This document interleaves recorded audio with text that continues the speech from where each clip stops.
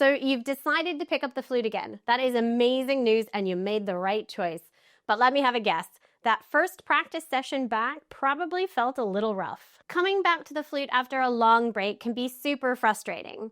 You might remember how things used to feel, but now it feels like your body and your flute are speaking two completely different languages. Chances are your tone probably sounds fuzzy or unfocused. You might be gasping for air halfway through a line, or maybe your fingers just aren't responding the way that they used to. It's all disorientating, but here's the thing, you haven't lost your skills, they've just gone into hibernation. It's just like trying to go for a run after years off. You know how running works, but your muscles aren't quite on board yet. The coordination, the control, the strength, it all needs time to wake back up. That's what we're talking about in this video. Not relearning everything from scratch, but helping your body remember what it already knows. I'll share my favorite focused exercises that will make your practice time feel productive and help boost your confidence. So if you're ready to stop feeling stuck and start sounding more like you again, let's dive in.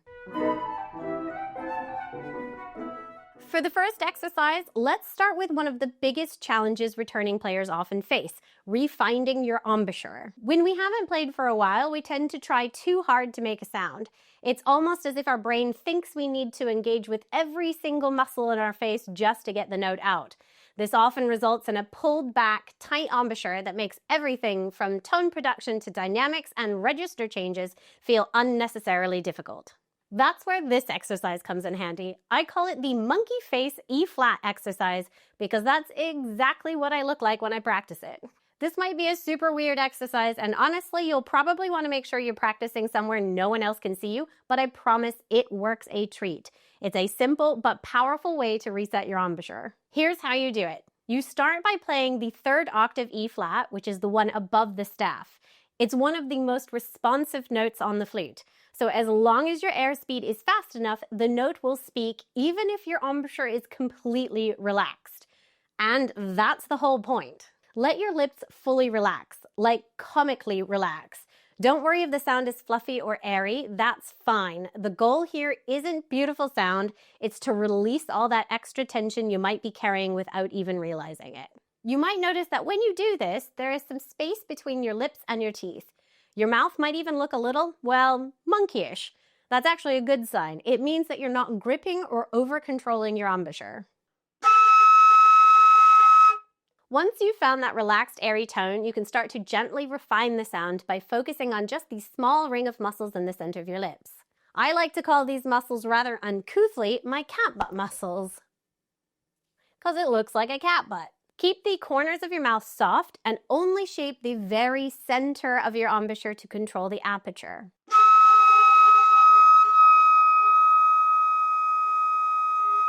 Once you find a more focused but relaxed embouchure, try moving on to some long tones. Start with that high E flat and then slowly move up or down the flute, bringing that relaxed embouchure with you into different registers. This exercise is so simple but so powerful. It reminds your body that you don't need to work hard or use lots of muscle tension to get a beautiful sound. Start each practice session with just a few minutes of monkey face E-flat and you'll notice your tone becoming more effortless and resonant without you having to force anything. Now that we've loosened up the embouchure, let's talk about another key element to great flute sound, resonance. A rich, full tone doesn't just come from the lips. It comes from your entire body, especially your mouth, throat, and air support. And if you're a returning player, the chances are you've probably got a bit of hidden tension hanging around there somewhere.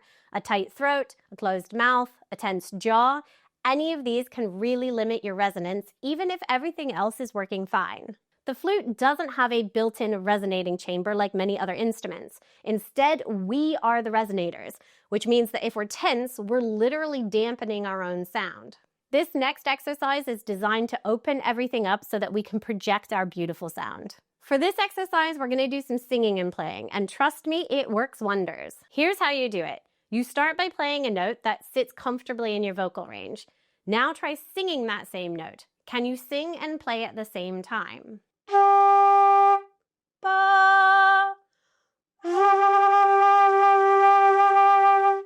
If If doing both at once feels tough, you can alternate between the singing and playing.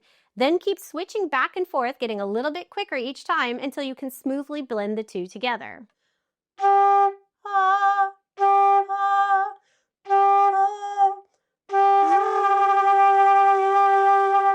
Really enjoy the strange buzzy effect this creates, and pay attention to what's happening in your throat and chest. Do you feel vibrations? That is your body resonating. Try experimenting a bit with this exercise.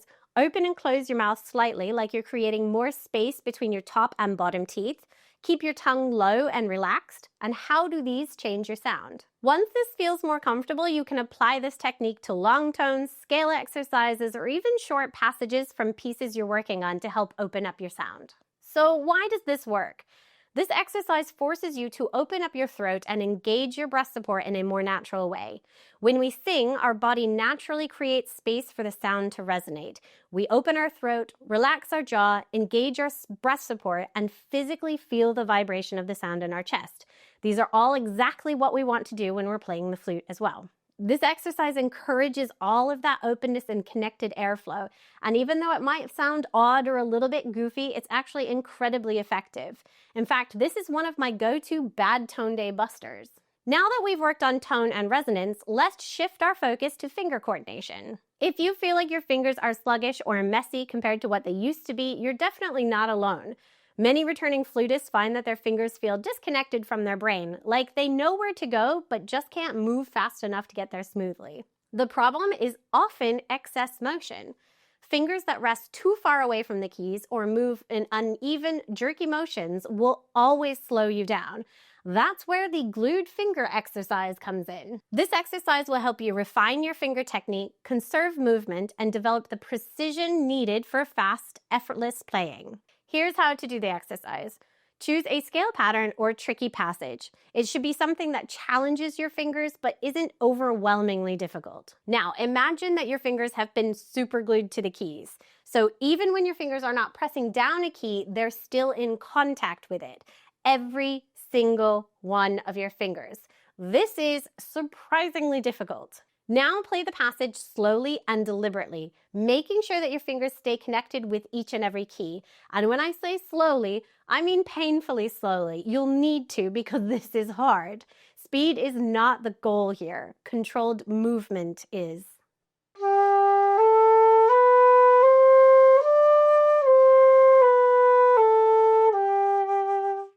Try this exercise in front of a mirror to check that no fingers are lifting off the keys. Don't even allow a slight lift of any finger from any key. Really hold yourself to task.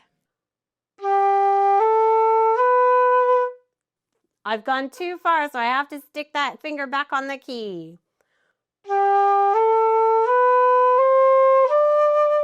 Once you've played the passage this way a few times, allow your fingers to unglue.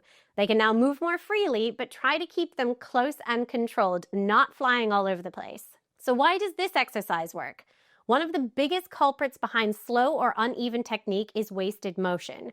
When your fingers are too far from the keys, they take longer to return, and that slows everything down. This also uses up more energy than we necessarily need to use. Plus, when some fingers lift higher than others, it becomes almost impossible to move multiple fingers at the same time. Cue finger glitches.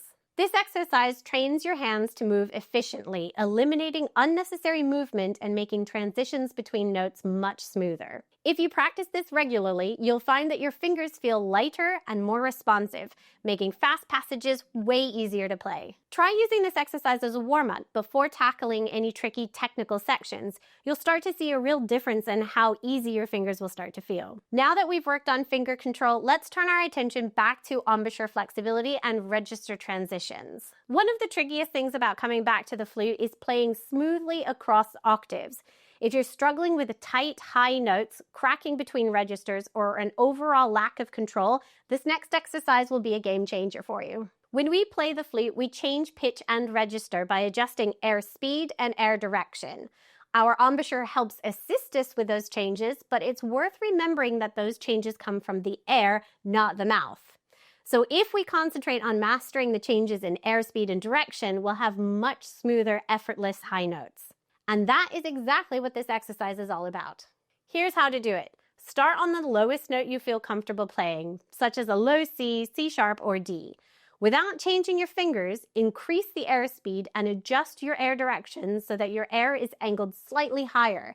That allows you to jump up to the next harmonic. Each starting note, called a fundamental, has a specific series of harmonics that you can hit above it. If you think of the fundamental as the tonic, then each harmonic you hit above it is part of a natural overtone series. For example, here's the harmonic series on a C. Focus on using air and support rather than excessive embouchure movement. Your lips should adjust subtly, but they should only be facilitating the changes to your airstream.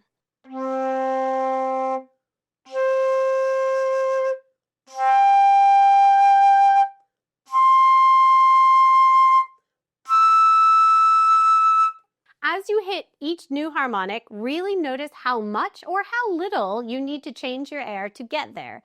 Can you stop your sound and come back in on that harmonic specifically?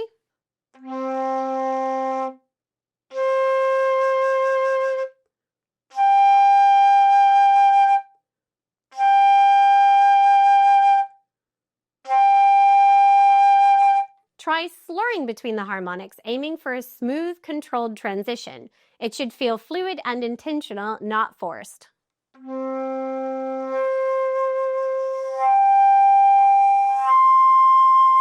This is a control exercise. You're trying to demonstrate that you know exactly what you need to do to your air to move to each harmonic.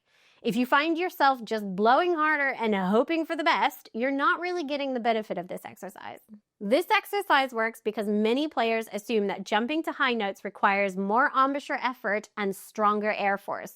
But in reality, it's just about airspeed and air direction. When we learn to shift harmonics smoothly, we train ourselves to approach high notes with less tension and more efficiency. While air force implies faster air, it also tends to mean more air, which is actually how we change dynamics. This is why flute players can often feel like they only play loud high notes. We want to focus on the airspeed and direction as divorced from the amount of air, and this will allow us to eventually play high notes rather soft. This exercise also strengthens embouchure flexibility, which means you'll be able to move across registers without excessive jaw, lip, or throat tension. Instead of struggling to force out high notes, you'll start to experience a more fluid, effortless approach. Now, let's focus on scales, but in a way that won't feel tedious or overwhelming. One of the best things you can do coming back to the flute is rebuild familiarity with the 12 key signatures.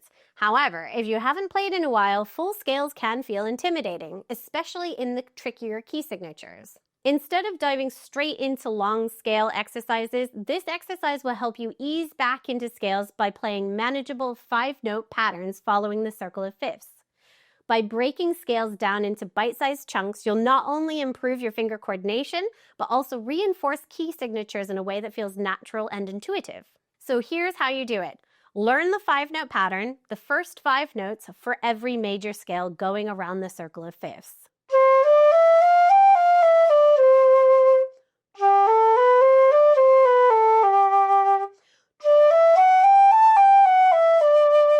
Try to learn the notes by memory, teaching yourself the key signatures as you go. Figuring out the notes yourself is one of the most powerful parts of this exercise. Once you've got your 5-note patterns for a scale down, drill them until they feel easy and smooth. Then start to experiment with different articulations and rhythmic patterns. This will challenge your fingers while keeping your brain engaged.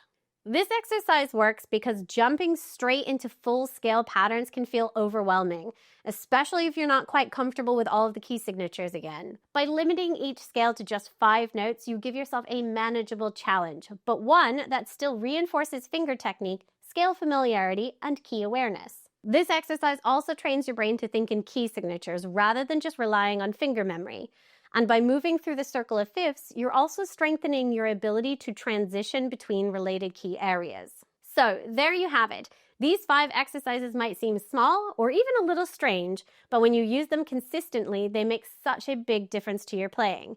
You'll feel more in control, your tone will start to settle, and those fingers, they'll remember what to do. If you found this video helpful, be sure to hit that subscribe button. I've got more flute videos coming your way to help you stay motivated and make real progress, even if you only have a few minutes to practice every day. And I'd love to hear from you. What has been the hardest part about getting back into the flute? Drop a comment below and let me know. You're definitely not alone, and this is a super supportive space to share what you're working on. And until next time, happy fluting!